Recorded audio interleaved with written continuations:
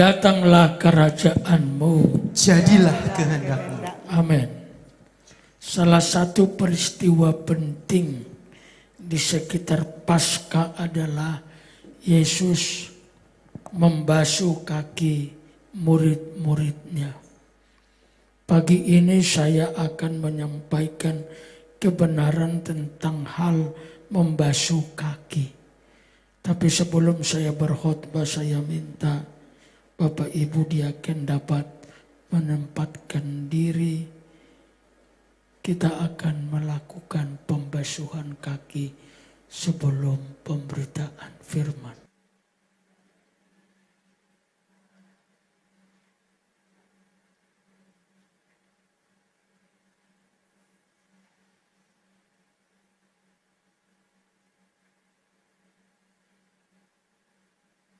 Kitab Yohanes satu-satunya kitab yang menceritakan peristiwa ini. Hanya kitab Yohanes yang menjadi rujukan kita untuk mengerti makna peristiwa ini. Pembasuhan kaki dilakukan Yesus pada hari Kamis. Diduga itu sebelum atau sesudah perjamuan. Tidak dapat dipastikan apakah sebelum atau sesudah perjamuan Tuhan. Tapi pasti di hari Kamis yang sama. Ada beberapa kebenaran dari peristiwa pembasuhan kaki. Yang pertama, pembasuhan kaki menjelaskan kepada kita bukti kasih Yesus yang tiada terbatas. Yohanes 13 ayat 1. Sementara itu sebelum hari raya Paskah mulai, Yesus telah tahu bahwa saatnya sudah tiba untuk beralih dari dunia ini kepada Bapa. Sama seperti Ia senantiasa mengasihi murid-muridnya.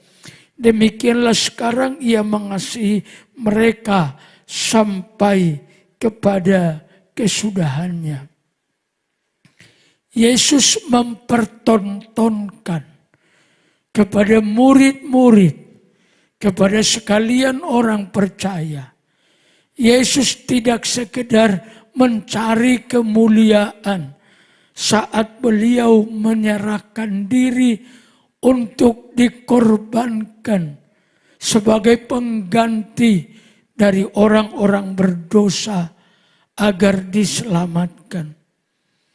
Yesus menunjukkan sekarang Ia mengasihi mereka sampai kepada kesudahannya. Bapak Ibu, setiap kali kita membaca cerita ini, ingatlah itu bukti kasih Tuhan yang tiada berkesudahan bagi kita. Perkataan ini seperti umum didengar karena kita terbiasa mendengarnya.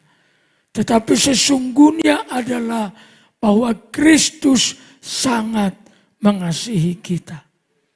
Beberapa hari yang lalu masuk di hati saya dan saya selalu ucapkan, Tuhan, bagaimana saya boleh berkata, Tuhan beserta dengan saya. Tapi saya masih takut menjalani perjalanan hidup ini. Bagaimana boleh saya berkata, semua hanya oleh karena Tuhan. Tapi masih takut saya untuk mengabdikan seluruh hidup saya dan apa yang saya punya kepada Kristus. Bagaimana saya boleh berkata, Tuhanku Maha Kuasa, tetapi aku masih ragu akan pertolongannya kepada saya. Bukankah itu menjadi pergumulan banyak orang percaya? Kebenaran yang kedua yang dijelaskan oleh peristiwa pembasuhan kaki adalah Pembasuhan kaki ini menjadi bukti sikap kehambaan Kristus yang sempurna, yang menjadi teladan bagi kita. Kristus mengambil rupa seorang hamba, kata Filipi pasal 2 ayat 7. Dikatakan seperti ini lengkapnya, melainkan telah mengosongkan dirinya dan mengambil rupa seorang hamba dan menjadi sama dengan manusia, dan dalam keadaan sebagai manusia ia telah merendahkan dirinya dan taat sampai mati, bahkan sampai mati di kayu salib. Kenapa mesti dijelaskan sampai mati di kayu salib? Kematian seseorang yang mati di kayu salib adalah kematian yang tidak terhormat. Dalam budaya Yahudi itu dianggap kematian orang yang terkutuk. Kristus rela mengambil rupa seorang hamba dan siap dikategorikan bagi kelompok orang terkutuk demi kita semua. Maka saudara-saudara, ini harus jadi teladan bagi kita. Seharusnya kita tidak takut merendahkan diri sebagai anak Tuhan, sekalipun itu tidaklah enak rasanya. Maka saya mau berkata, di dalam pembasuhan kaki ada bahasa pengorbanan. Ada bahasa pengorbanan. Kristus menunjukkan sejak saat pembasuhan kaki, beliau memilih berkorban. Beliau tidak memilih untuk duduk dalam kemuliaan belaka walaupun ia berhak untuk tetap ada di dalam kemuliaan. Ia memilih turun dengan ikhlas, dengan rela ke bumi ini, mengambil dosa, memikulnya sampai di kayu salib. Jangankan memikul, melihatnya sesungguhnya beliau sudah sangat menderita. Yesus sendiri tidak enggan berkorban. Bagaimana mungkin anak-anak Tuhan enggan berkorban? Di dalam pembasuhan kaki, kita temukan ada bahasa kerendahan hati. Mari kita terus berlomba-lomba untuk merendahkan hati. Kebenaran merendahkan hati di Alkitab ada dua sisi. Kerendahan hati membuat kita selalu mengandalkan Tuhan. Itu yang rendah hati di dalam Alkitab. Yang selalu memohon pertolongan Tuhan. Yang mengakui bahwa dia tidak dapat berbuat banyak hal tanpa pertolongan Kristus. Maka orang yang rendah hati di Alkitab adalah orang yang selalu datang ke kaki Tuhan memohon pertolongannya. Kerendahan hati secara teologis adalah suka mengandalkan Tuhan. Itulah orang yang rendah hati. Itu dibuktikan dengan pengabdiannya kepada Tuhan. Itu terlihat dari kesetiaannya kepada Tuhan. Rendah hati di hadapan Tuhan. Yang pertama, mengandalkan Tuhan. Rendah hati dalam Alkitab yang kedua, memberi hormat lebih dahulu kepada sesamanya. Mengutamakan kepentingan sesamanya. Memberi hormat lebih dahulu. Orang yang rendah hati tidak mudah tersinggung. Orang yang rendah hati tidak menyimpan banyak kesalahan orang lain. Tidak menuduh orang salah. Di dalam pembasuhan kaki, saya temukan di sana ada bahasa saling menghormati. Bapak Ibu yang saya cinta, kalau kita belajar Alkitab, pekerjaan seorang hamba yang paling hina adalah membasuh kaki. Membasuh kaki itu bukan sekedar seremonial pagi ini.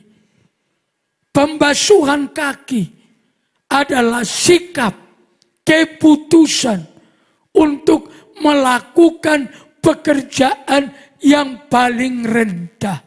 Jadi waktu Kristus membasuh kaki murid-muridnya, dia ingin mengajarkan bahwa murid-murid harus siap melakukan pekerjaan yang paling hina sekalipun. Yesus mempertontonkan seperti itu. Mengambil pekerjaan yang dianggap paling hina di zaman itu. Saya sebenarnya minta persis seperti Yesus melakukannya pagi tadi, seperti tadi. Beliau ada semacam, ya kalau disebut seperti selendang bagi kita di timur ini. Itu biasanya dipakai seorang gembala seperti saya pakai stola. Dan tanda seorang hamba akan melakukan pekerjaan yang paling hina.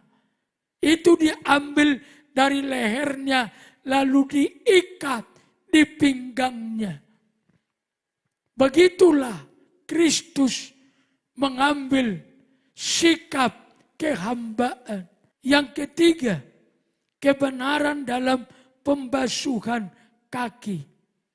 Pembasuhan kaki adalah untuk menjelaskan kepada murid-murid siapa yang sudah dibasuhkan Yesus, dia sudah bersih.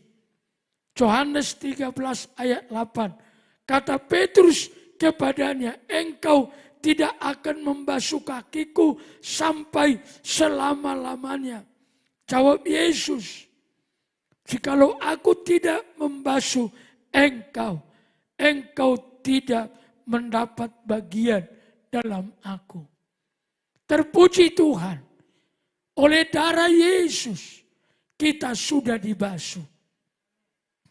Kita tidak dibasuh Yesus dengan air, tapi dibasuh dengan darah yang mahal. Dan yang sudah dibasuh oleh Yesus adalah mereka yang sudah dipastikan berada dalam kerajaan Allah, kerajaannya sendiri. Bersyukur oleh pembasuhan kita diingatkan apa yang dikerjakan Yesus bagi kita adalah membuktikan bahwa kita sudah berada dalam kerajaan Allah. Jangan ragukan. Setiap hal mesti disucikan oleh darah, kata Ibrani. Kita dibasuh oleh darah yang suci yang dicurahkan di Golgota. Maka sepanjang bulan Paskah ini saya berharap supaya mata kita, hati kita, pikiran kita tertuju terus kepada pengorbanan Kristus. Kebenaran lain, pembasuhan kaki menegaskan bahwa ada bagian-bagian di hidup ini yang harus dibersihkan. Demikianlah Kristus berkata.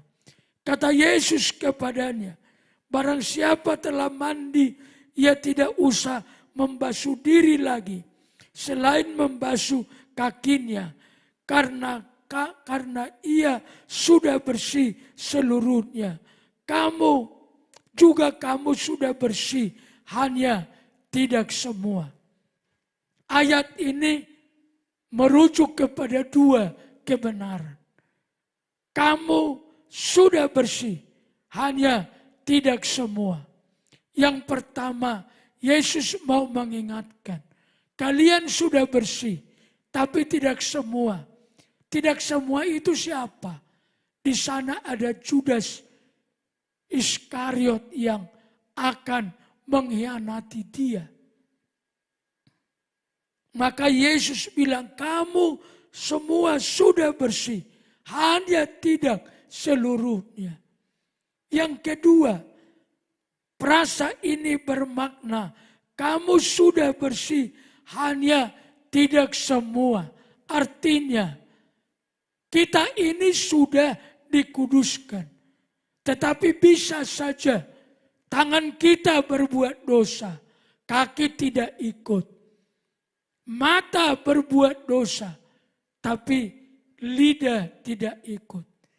Maka orang percaya harus minta pengampunan dari Tuhan setiap waktu, supaya dosa dari anggota tubuh kita yang seringkali terjadi diampuni dan dibersihkan.